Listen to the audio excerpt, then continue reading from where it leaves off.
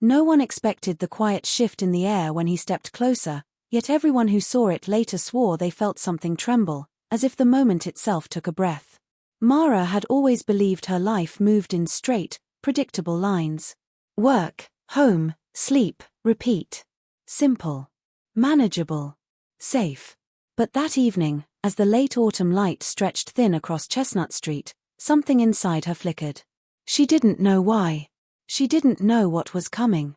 She only felt the faint, uneasy hum beneath her ribs, like her heart was paying attention to something she hadn't noticed yet. She had just stepped out of the local bookstore where she worked part-time. Her hands were full of returns she needed to sort through later. Her hair was tucked behind her ears, messy from the long shift. She was tired in the way people get tired when they've been holding themselves together for too many days in a row. She didn't see him at first. Not until she heard someone say her name the way people say it only when they aren't sure they're allowed to. Mara. She turned. And there he was. Elias. She hadn't seen him in years, not since they were both students walking through the same hallways, pretending they didn't notice each other as much as they did. He looked older now, in the gentle way time softens people rather than hardens them. His hair was a little longer. His eyes, still that deep, steady shade she remembered, held something like surprise, and something like relief. She blinked, unsure if she was imagining him. Elias. I thought you moved away. I did, he said with a small breath. And now I'm back. That should have been the end of it. A polite reunion. A short hello, a shorter goodbye. People from old chapters didn't usually return for more. But the moment stretched out somehow. The world around them dimmed a little, pulling them into a quieter space where only the two of them seemed to stand. He stepped closer. Not enough to invade. Just enough to change something. And everything inside her shifted. It wasn't dramatic. No spark, no thunderstrike, no trembling earth. Just a soft, undeniable slide of her heart into a place she had forgotten existed. She forced a smile, trying to keep her voice steady. You're really back. For good. Elias nodded, though his expression held a shade of uncertainty. I think so. My mother's been needing help with her shop. Anne. I realized I missed this town more than I thought. He didn't say he missed her. But something unspoken settled between them anyway, quiet but persistent. The street felt colder suddenly. A breeze curled around her coat, nudging her a half-step toward him before she caught herself. She needed to think clearly. To breathe. To not read into things she hadn't earned the right to read into. So, she said gently, how long have you been back? Only a few days. I was going to stop by the bookstore, but I guess fate is punctual tonight. She startled at that. The word fate hung in the air, heavier than he probably meant it to be. He rubbed the back of his neck, a familiar gesture she remembered too well. Sorry. That sounded weird, didn't it? No, she said quickly. It didn't. Because it hadn't. It had felt honest. Too honest. Elias glanced at the bags in her arms. Want help carrying those? They look heavier than they should be. She hesitated. Not because she didn't need help, she absolutely did, but because accepting it felt like opening a door she wasn't sure she could close again. But the wind pushed at her again. And he was standing there with that patient steadiness she once trusted more than she admitted. Sure, she said softly. Thanks. He took half the stack from her with careful hands.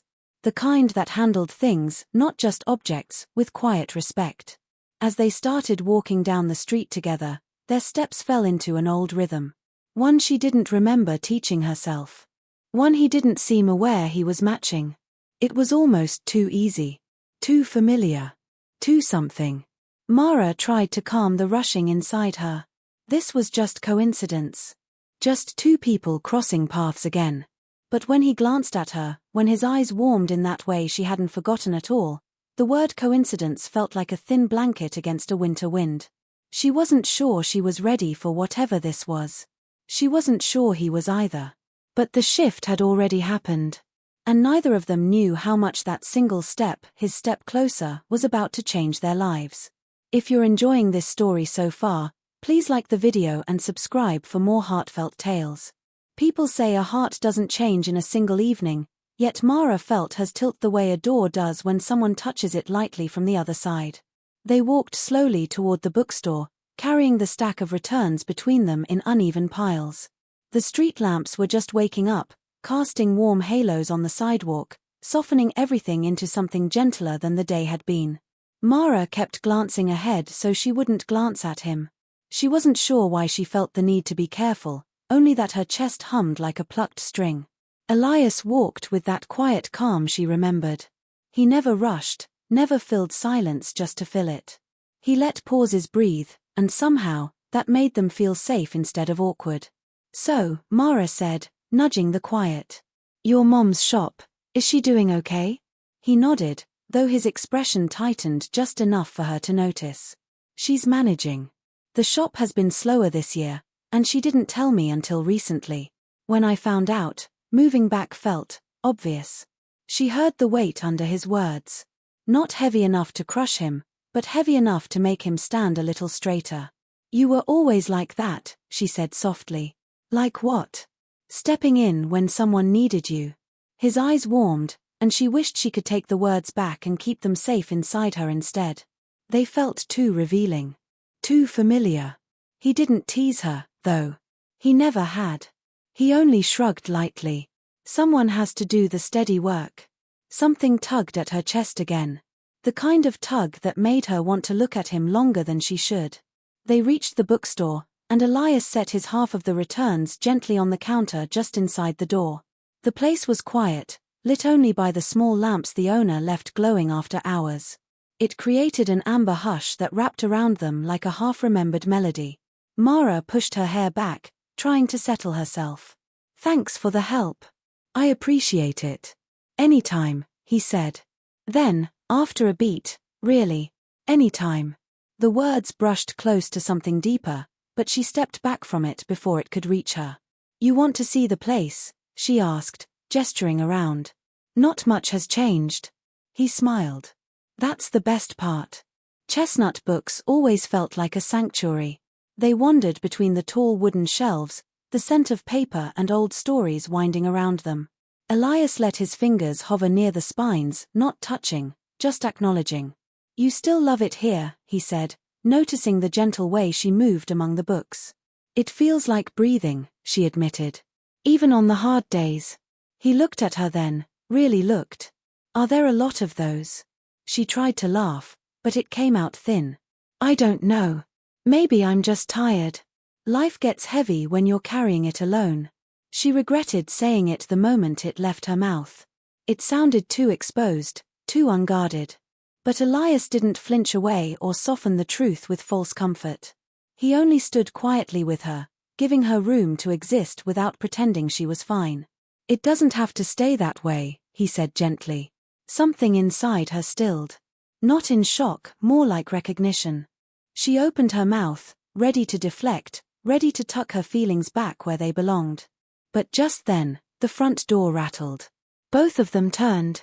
The sign clearly said closed, but someone was pulling at the handle anyway.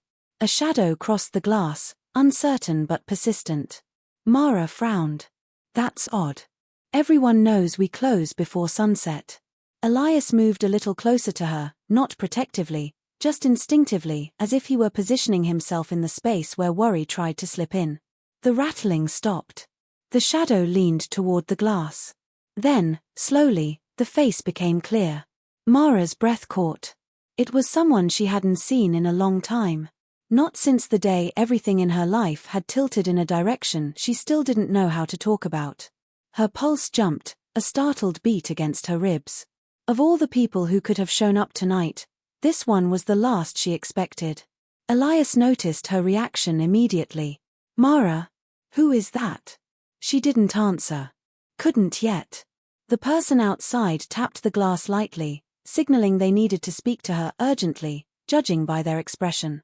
Elias set his hand gently on the side of the counter, steadying himself, watching her carefully. "Mara," he said, voice low but warm. "It's okay. Whoever it is, we'll figure it out." She wished she believed that. But the sight of that face stirred old memories she thought she'd packed away for good. And now they were standing at her door again. The past was back. And she had no idea what it wanted. The past doesn't knock politely, it presses its face to the glass and waits for you to decide if you're brave enough to open the door. Mara stood perfectly still, as if any movement might shatter the thin calm she'd been clinging to all evening. The person outside cupped their hands against the window, trying to see in. Elias noticed her shoulders tense. He didn't touch her, but his presence felt like the kind of anchor she could hold without holding. "You don't have to open it," he said softly. But Mara shook her head. "It's okay. I know who it is." She walked toward the door slowly, each step careful. When she pulled it open, the bell above it chimed in a fragile, uncertain way. "Hi, Mara," the man said. Her throat tightened. "Ben." Ben looked almost the same as she remembered, same sandy hair, same open expression, yet the edges of him felt frayed. His clothes were neat but rumpled. His eyes held a quiet worry, as if he'd rehearsed this moment and it still felt wrong. "I wasn't sure you'd be here," he said, breath quickening with nerves. "I know it's late. I'm sorry for showing up like this." Elias stepped forward slightly, not intruding, just grounding the space. Ben noticed him instantly. "Oh, I didn't realize you had company." Mara swallowed. "This is Elias. An old friend." The word friend wobbled off her tongue, but she didn't try to steady it. Elias offered Ben a polite nod. "Evening." Ben nodded back stiffly before turning his attention to Mara again. "I tried calling," he said. "Your number didn't go through. I changed it a while ago." He flinched, only a little, but enough to reveal more than he probably meant to. "I figured," he murmured. Then, with a slow breath, "Could we talk? Just for a minute?" Mara let her gaze drift past him, toward the quiet street. For a moment, she wished she were someone who knew how to disappear gracefully, someone who didn't have a heart still tangled in old tenderness. But she wasn't that person. "Okay," she said quietly. "But only for a minute." Ben stepped inside, and the soft light from the lamps pulled shadows beneath his eyes. "I didn't come to cause trouble," he began. "I just wanted to explain." Mara crossed her arms lightly, not defensive, just trying to hold herself together. "You don't have to explain anything. It's been a long time." "I know," he said quickly. "But I left without saying the things I should have said. And I shouldn't have done that." Elias watched silently from a respectful distance, leaning one hand against a shelf, steady as a lighthouse. Not judging. Not interrupting. Just present. Ben let out a breath that sounded months overdue. "I never meant to hurt you. When I moved away, everything in my life was falling apart, and I didn't know how to handle any of it. I thought disappearing would keep things simple." Mara closed her eyes briefly. It wasn't anger that tugged at her, it was recognition. Ben had never been cruel. He had simply been overwhelmed, and his silence back then had echoed louder than he'd realized. "You could have called," she said softly. "I know." His voice cracked around the admission. "And I regret it every day. That's why I'm here. I needed to tell you that." Mara nodded slowly. Not forgiving. Not condemning. Just listening. Ben shifted anxiously. "Are you doing okay? Really okay?" Before she could answer, Elias moved slightly, just enough to make his presence known, not enough to intrude. Ben's eyes flicked toward him again, taking in the quiet steadiness beside her. A realization softened Ben's expression. "Oh," he whispered. "You're not alone." Mara hesitated, unsure how to define the space between her and Elias. It wasn't a relationship. Not yet. But it also wasn't empty. Elias, sensing her silence, spoke gently. "Mara doesn't owe either of us an explanation. She's just trying to live her life, same as everyone." Ben blinked, surprised by the kindness instead of defensiveness. "Right. Yeah. Of course." Mara exhaled, her heart tugging in too many directions at once. "Ben," she said, voice quiet but steady, "I appreciate you coming here. I really do. But whatever we were, it's in the past now. And I've moved forward. I'm still figuring things out, but I'm not stuck there anymore." Ben's shoulders slumped, not in defeat, but in acceptance. He nodded slowly. "I'm glad," he whispered. You deserve good things. All of them. He looked toward the floor briefly, gathering the last of his courage. I won't bother you again. I just needed to say all this once. In person. Mara's chest warmed with a bittersweet ache. Thank you for telling me. Ben managed a fragile smile, stepped back toward the door, and paused. If you ever need anything, even just a note returned or a shelf carried, I'm around. She nodded gently. Take care, Ben. When the door closed behind him, the bell chimed again, soft, final, almost like a sigh. The bookstore felt quieter now. Less cluttered. As if some lingering dust had finally settled. Mara stood there for a long moment, staring at the door, letting her breath find its place again. Elias approached slowly, stopping beside her. Are you okay? I think so, she said. I didn't expect tonight to unravel like this. Elias gave a faint smile. Life has a way of rearranging itself when we least expect it. She turned toward him, and her heart shifted again, subtly, but undeniably. Thank you, she whispered. For staying. For not pushing. His voice softened. You never have to stand alone in rooms that feel too heavy. Something in her chest opened, an unfamiliar warmth, quiet and steady. But before she could say anything more, another sound stirred behind them. A small thud. A rustle from the back of the store. Mara froze. Elias straightened, alert but calm. That didn't sound like a book falling, he said quietly. No, it didn't. And whatever it was, it hadn't been there a moment ago. Sometimes the quietest sounds are the ones that pull the truth out of hiding. The rustle came again. Light. Brief. Not alarming, exactly, just unexpected enough to stop the air in Mara's lungs. She glanced at Elias, and he gave a small nod, the kind that said we'll walk toward it together, not alone. It steadied her more than any explanation could have. They moved slowly toward the back of the store, down the narrow aisle where the poetry section lived.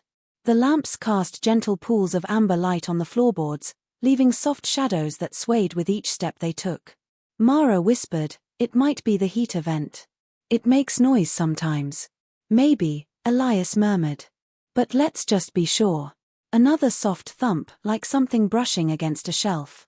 Mara held her breath. They reached the corner near the storage room door. Elias gestured lightly with his hand, letting her decide if she wanted to open it. She nodded, gripping the round metal knob. It felt cooler than usual, or maybe her hands were warmer from nerves. When she pushed the door open, the small motion-activated light flickered on. And there, sitting in the middle of the floor, was a cat. A tiny grey one with snowy paws, enormous eyes, and a bell-less collar that looked too big for its delicate neck. The cat blinked at them slowly, as if deeply offended to be discovered mid-adventure. Mara let out a breath that softened into a surprised laugh. Oh, you scared me. Elias exhaled too, but with a grin. Not the intruder I was expecting. The cat meowed a high, demanding little sound and stood, tail lifted like it owned the entire building. Mara crouched down. Where did you come from, little one? The cat stepped forward boldly and bumped its head against her knee. Elias chuckled. Looks like it chose you. She felt a warm flutter in her chest at that. It had been a long time since anything chose her without hesitation. I think it's hungry, she said, brushing her fingers gently over its soft head. I should check if we have any old crackers or something. Elias shook his head gently. I'll run to the corner store. They stay open late. I can grab cat food. You don't have to do that. He offered her a look that held quiet certainty. I know. Let me anyway. Before she could protest again, he slipped out through the back exit, leaving Mara and the tiny intruder alone. The cat circled once, then curled up against her boot with the kind of trust that made her heart wobble. She stroked its fur lightly. You picked a strange night to show up, you know that? The cat purred, as if in agreement. Mara leaned back against the wall, exhaling slowly. Her mind replayed the evening like a series of smaller earthquakes. Elias returning. Ben appearing. Old words reopened. New feelings stirring. A cat materializing like a soft punctuation mark at the end of chaos. She didn't know what it meant. Maybe nothing. Maybe everything. A few minutes later, Elias returned, a small bag of supplies in hand. When in doubt, he said, get the soft food. Mara smiled, really smiled, for the first time all night. You're going to spoil it. Elias knelt beside her as she opened the can. The cat ate with enthusiastic, ravenous little growls, as if it hadn't seen food in days. She's adorable, he said. You decided it's a she already? Mara teased. She has the energy of someone who knows her worth, he replied, which made her laugh quietly into her sleeve. For a moment, the three of them simply existed in that small, warm pocket of the world. No past bending the air.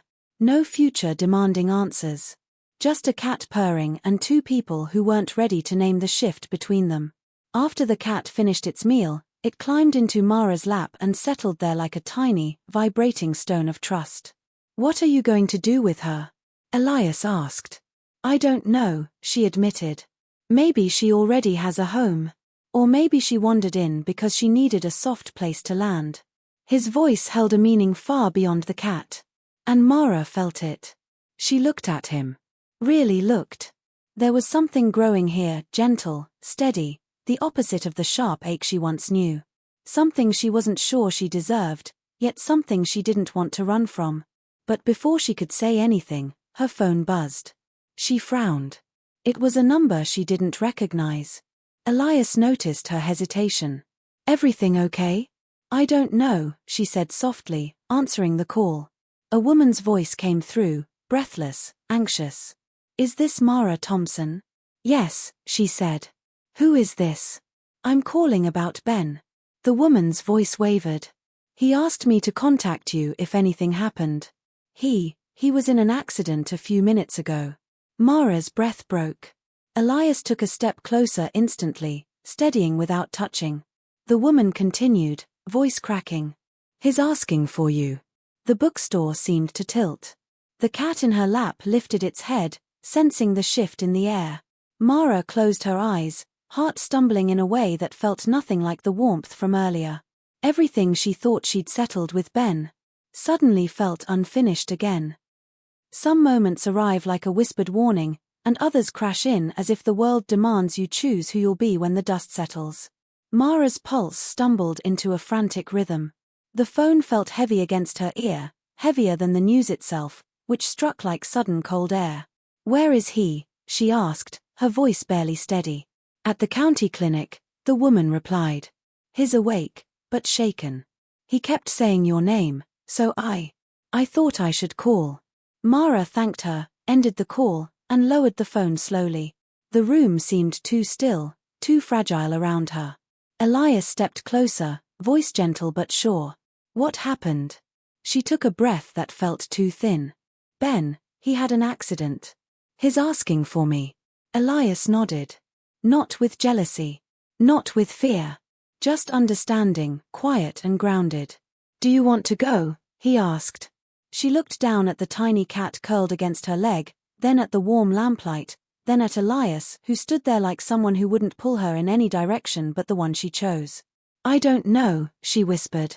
I don't want to reopen old wounds. And I don't want you to think. He gently shook his head, stopping her words where they trembled. This isn't about me, he said softly. Someone from your past is hurting. It's okay to care. It doesn't rewrite what tonight has been. His steadiness loosened something inside her, something she'd been holding too tightly for too many years. She swallowed hard. I need to make sure he's okay. I'll drive you, Elias said. She blinked. You don't have to. I know. His words held no pressure. Let me anyway. The same words he'd spoken earlier. The same quiet offering of presence that never demanded anything in return. She nodded. They gathered the cat, placing her gently in the small storage basket near the heater where she instinctively curled up. Mara stroked her once. I'll be back soon, she whispered to the little creature who had wandered in like a symbol of misplaced fear and unexpected comfort. When she turned, Elias was already waiting by the door, keys in hand, expression calm but watchful. They drove through the quiet town, the streetlights passing like a slow heartbeat. Mara kept her hands clasped together, trying to steady the storm inside her. It's strange, she finally said. Ben and I, we weren't unfinished. I thought we were. And then tonight happened, and now it feels like life is asking me to look backward when I'm trying so hard to look forward. Elias listened without interruption, his eyes on the road, his presence a kind of quiet railing she could lean on. You don't have to pick a direction tonight, he said. You just have to show up for someone who once mattered. That doesn't diminish anything. She swallowed the sting of emotion. Why are you so kind about this? He let out a faint exhale, not a laugh, more like a small release of truth. Because you're someone who cares deeply, he said. And people like that shouldn't be punished for having a past. She stared at him, her heart shifting again, this time with something warm, steady, and frighteningly hopeful. When they reached the clinic, the parking lot was nearly empty.